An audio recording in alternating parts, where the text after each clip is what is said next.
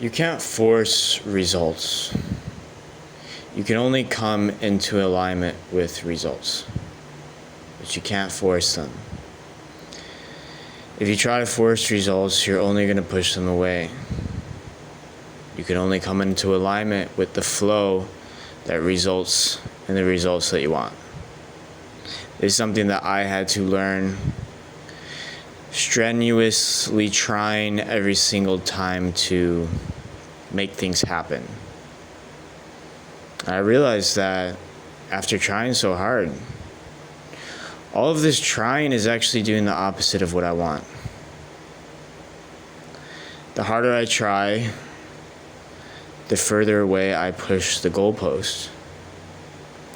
I had to learn this the hard way. Until I just said, you know what? I'm just going to stop trying. I'll still try, but I'll stop trying, if that makes sense.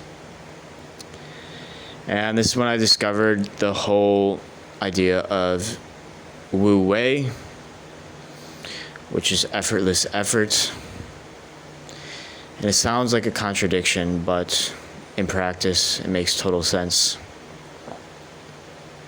Trying is okay, but trying too hard is where we fail. It's okay to try, but it shouldn't feel like trying. It should just feel like you're taking the next step, the next necessary step. But you don't need to attach all of these extra desires onto the next step. You just simply take the next step. You have your intention. Your intention is clear. You know where you're going. You don't need to micromanage every single little step. You don't need to make every single little step be the way that you want it to be. That's going to create extra friction that you don't need. And that extra friction is actually going to push away the desired result that you want, the desired vision that you want.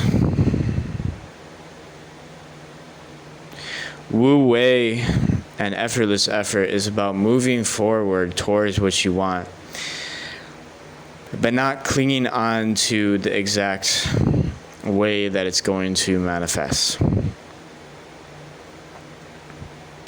It doesn't need to manifest in the way that you expect it to. If one path closes, another one opens. You don't need to keep going down the path that closed. There's an equal and even better opportunity a lot of times that opens up right next to it. Yet a lot of times when one path closes, we don't even look at the other path that just opened. We keep trying to go down the path that closed.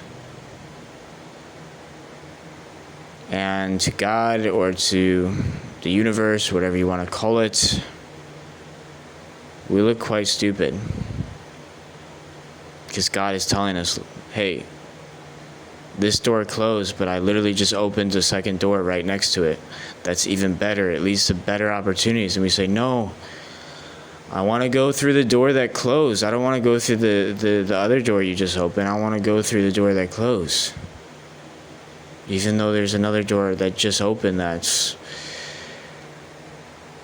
more abundant, more life, more fruits to be harvested than the door that just closed. Yet we don't want to go through the door that just opened.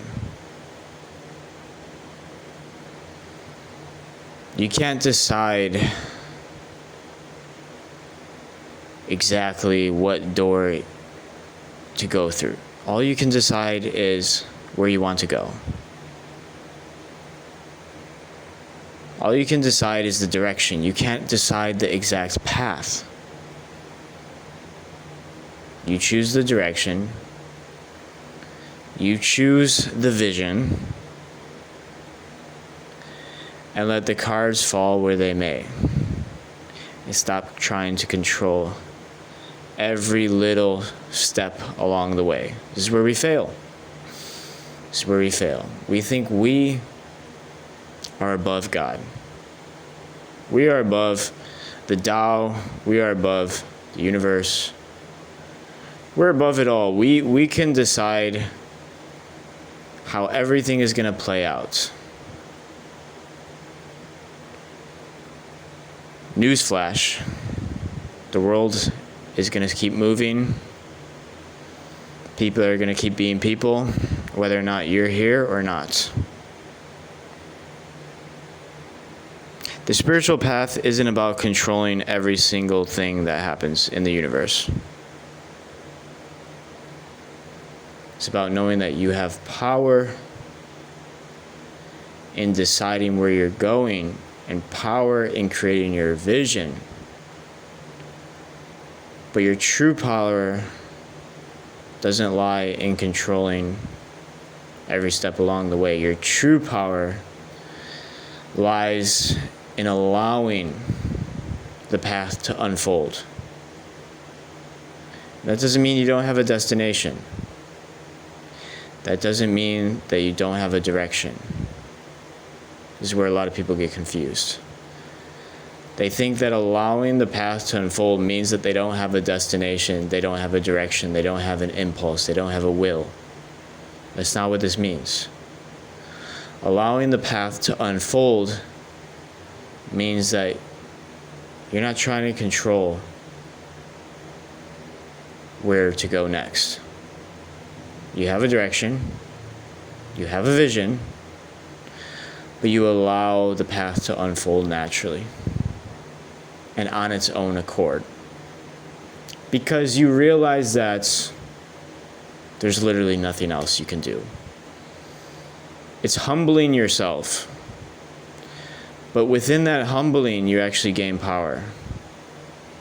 You actually don't gain power through trying to control the flow. You actually gain power by humbling yourself to the flow.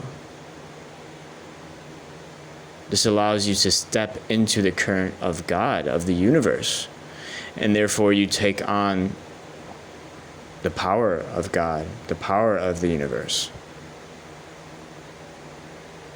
This is where Christians would say, the meek shall inherit the kingdom of heaven, or whatever the quote is, something like the meek or the humble. It's really the same thing as the Tao. The humble, the one who surrenders himself or herself to the natural flow of things, to the natural plan that God has, is the one that actually gains power, because he or she steps into the natural flow. But he or she doesn't do so by trying to play God. He or she does so by humbling him or herself to God. That's the only way you could do it. That's the only way you could truly step into your power.